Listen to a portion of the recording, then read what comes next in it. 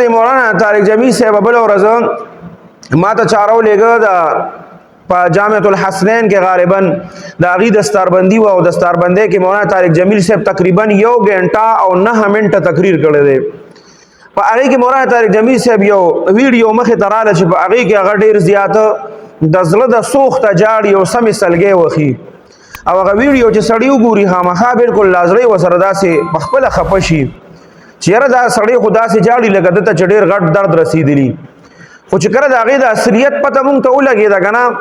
نو ما وی چې د ده د سوشل میډیا والا نه دي د مولانا طارق جمیل صاحب دا چې یو رانیسې که نه او ښه شنه چوکه ورته نیسې چې دا دوی کوم حال کړی دی دونه غټ سړی دی که نه او دوی په خپله د هغه په بېعزتۍ پسې راغستی ده. دا حالت که تاسو یو پیره لیدلي و کله چې د مولانا طارق جمیل صاحب زوی کله وفات شوی غالبا عاصم جمیلو په هغه وخت کې دا حالت مونږ لیدلی چې دی به ډایرکټ د مولانا طارق جمیل صاحب چې څوک براله یا به ورته چا خوب بیان کړو یا به د هغه په باره کې څه داسې خبرې یا په صدمه کې و هغه به دوی بس راواغستې او سوشل میډیا له به یې ورکړی او هغه به په هغې باندې به بلا خلکو به هغه وکتل. د ده د سوشل میډیا کار چې کوم دی هغه صرف پیسو سره دی چې پیسې وګټي ځکه چې د هغه به د سره کار کوي د ده دپاره به کار کوي او د ده په ویډیوګانو چې څومره ډېره ویوز راځي او څومره ډېر خلک یې ګوري نو د هغې به مو سره ډېره پیدا کېږي. هغه دې ته نه ګوري چې په دې کې د مولانا طارق جمیل صاحب بدنامي ده او که بېعزتي ده خو بس د هغه ویډیوګانې چې دي هغه ورخېجوي. کله چې د هغې هغه ما وی راشه دا بیان چې دی دا پوره اورېدل غواړي هغه پوره بیان چې دی نو هغه مې را پیدا کړو. هغه چې ما کله ولګو 1 غنټه او 9 منټه بیان و د مولانا طارق جمیل صاحب. هغه چې کله ما اورېده چې کله پکې د جړا هغه ځای راغی چې ما وکتل تقریبا 43 منټ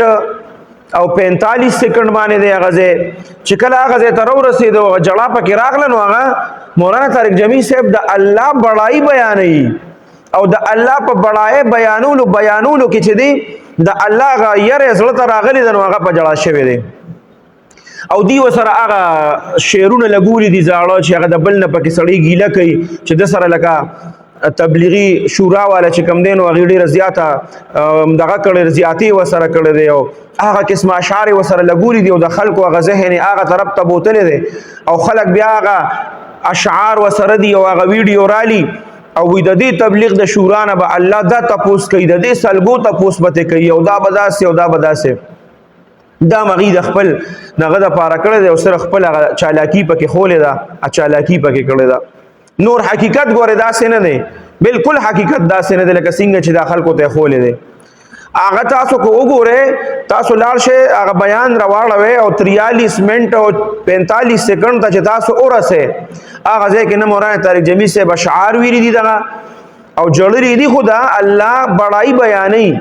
او د الله د یرې نه به جړلي د الله په بړایۍ کې هغه په جړا شوی دی. نو دا تاسو ګورئ دا څومره لکه دا خلک چې کوم دي د هغه د سوشل میډیا والا دا د مولانا طارق جمیل صاحب څونه غټه بېعزتي کوي. الله بندګانو داسې وخت دی چې د هغه دې وخت کې د تبلیغي مشرانو سره یو مسله مخکې تېره شوې ده خلکو ډایرکټ هغه مسله هغه طرف ته بوتلوي ده چې دی نو هغه اشعار یې ورسره لګولي دي چې دا مسله خو بس دا خو مولانا طارق جمیل صاحب پکې دا اشعار ویلي دي او دغه طرف ته اشاره ده د دغې وجې نه یې چړلي دي. نو په هر څیز باندې تاسو هم اعتماد مه کوئ.